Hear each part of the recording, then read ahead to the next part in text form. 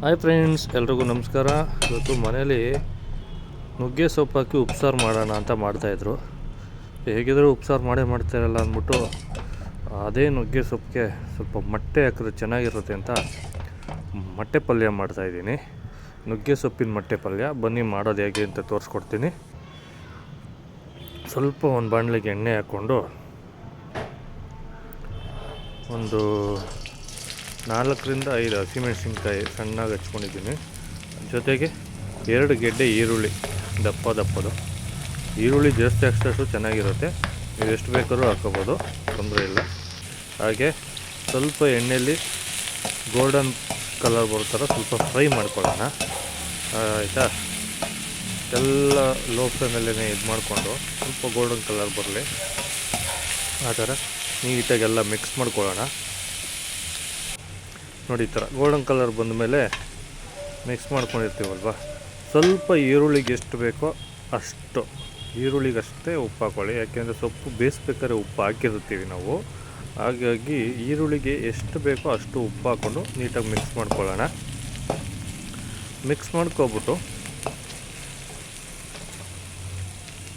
ಒಂದು 2 ಸೆಕೆಂಡ್ ಆದಮೇಲೆ ಈ ಸೊಪ್ಪು ಬೇಯಿಸಿ ಇಟ್ಕೊಂಡಿರ್ತೀವಲ್ಲ ಗೊತ್ತಾ, ಸೊಪ್ಪಸಿ ಬಟ್ಟಲಲ್ಲಿ ನಾನು ಬಸ್ಕೊಂಡಿದ್ದೆ. ಉಪ್ಸಾರೆ ಸಪ್ರೇಟು ಮತ್ತು ಸೊಪ್ಪೆ ಸಪ್ರೇಟು. ಸ್ವಲ್ಪ ಬೇಯಿಸ್ಬೇಕಾದ್ರೆ ಬೇಳೆ ಹಾಕಿರೋದ್ರಿಂದ ಅದು ಜೊತೆಲೇ ಹಾಕ್ಬಿಟ್ಟು ಇದು ಮಾಡ್ತಾಯಿದ್ದೀವಿ. ನೀಟಾಗೆ ಹಾಕ್ಬಿಟ್ಟು ಈಗ ಅದನ್ನು ಈರುಳ್ಳಿ ಜೊತೆಗೆ ನೀಟಾಗೆಲ್ಲ ಮಿಕ್ಸ್ ಮಾಡೋಣ.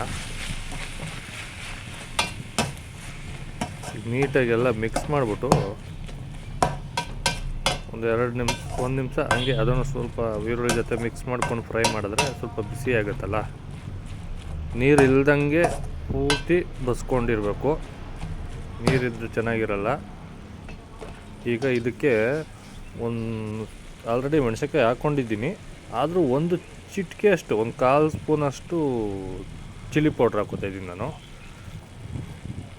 ಖಾರ ಕಮ್ಮಿ ಇರ್ಬೋದು ಅಂತ. ಬೇಕಾದ್ರೆ ನೀವು ಹಸಿಮೆಣ್ಸಿನ್ಕಾಯಿ ಇನ್ನೂ 1 2 3 ಜಾಸ್ತಿ ಬೇಕಾದ್ರೆ ಹಾಕ್ಕೊಳ್ಳಿ, ತೊಂದರೆ ಇಲ್ಲ.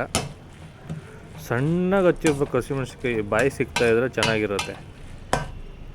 ಈ ಥರ ಎಲ್ಲ ಮಿಕ್ಸ್ ಮಾಡಿಕೊಂಡು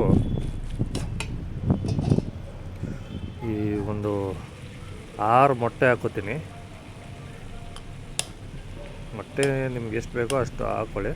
ನಾನೊಂದು 6 ಮೊಟ್ಟೆ ಹಾಕೋತಾಯಿದ್ದೀನಿ.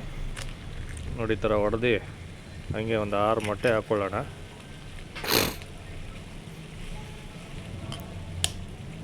ಹಾಗೆ ಯಾರೆಲ್ಲ ನನ್ನ ವೀಡಿಯೋ ನೋಡ್ತಾಯಿದ್ರೋ ದಯವಿಟ್ಟು ಲೈಕ್ ಮಾಡಿ, ಕಮೆಂಟ್ ಮಾಡಿ, ಹಾಗೆ ಶೇರ್ ಮಾಡಿ ನಿಮ್ಮ ಫ್ರೆಂಡ್ಸು ಫ್ಯಾಮಿಲಿಗೆ ಎಲ್ಲರಿಗೂ ಹೀಗೆ ಸಪೋರ್ಟ್ ಮಾಡ್ತಾಯಿರಿ. ಹಾಗೆ ವೀಡಿಯೋ ಪೂರ್ತಿ ನೋಡಿ ಹೇಗಿತ್ತು ಅಂತ ಒಂದು ಕಮೆಂಟ್ ಮಾಡೋದು ಮಾಡಿಬಿಡಿ. ವೀಡಿಯೋ ನೋಡಿದವರೆಲ್ಲ ಒಂದೊಂದು ಲೈಕ್ ಕೊಟ್ಟರೆ ಸಾಕು ನನಗೆ. ಲೈಕ್ಗಳು ಮಾತ್ರ ಬರ್ತಾಯಿಲ್ಲ. ಹಾಗೆ ಸಬ್ಸ್ಕ್ರೈಬ್ ಮಾಡ್ಕೊಳ್ಳಿ. ಹಾಗೆ ವಿಡಿಯೋ ನೋಡ್ತಾ ಇರೋರು ನೋಡಿ, ಈ ಥರ ನೀಟಾಗಿ ಮಿಕ್ಸ್ ಮಾಡ್ಕೊಳ್ಳಿ. ಒಂದು 6 ಮೊಟ್ಟೆ ಹಾಕ್ಕೊಂಡಿದ್ದೀನಿ. ನೀಟಾಗಿ ಎಲ್ಲ ಮಿಕ್ಸ್ ಮಾಡ್ಕೊಳ್ಳೋಣ. ಹೈ ಫ್ಲೇಮ್ ಕೊಡಬೇಡಿ, ಹೈ ಫ್ಲೇಮ್ ಕೊಟ್ಟರೆ ಮೊಟ್ಟೆ ಸೀದೋಗುತ್ತೆ. ಲೋ ಫ್ಲೇಮಲ್ಲೇ ನೀಟಾಗಿ ಮಿಕ್ಸ್ ಮಾಡ್ಕೊಳ್ಳಿ. ಒಂದು 2 ನಿಮಿಷ ಆಗುತ್ತೆ. 2 ನಿಮಿಷದಲ್ಲಿ ಡ್ರೈ ಆಗುತ್ತೆ.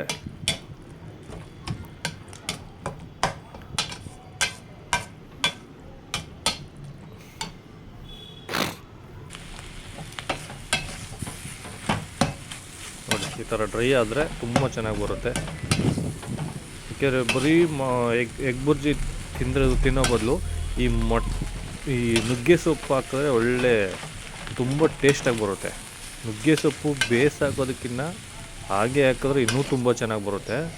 ಮೊಟ್ಟೆ ಹಾಕ್ಬೇಕಾದ್ರೆ ಮೊಟ್ಟೆ ಜೊತೆಲಿ ಹಾಕಿದ್ರೆ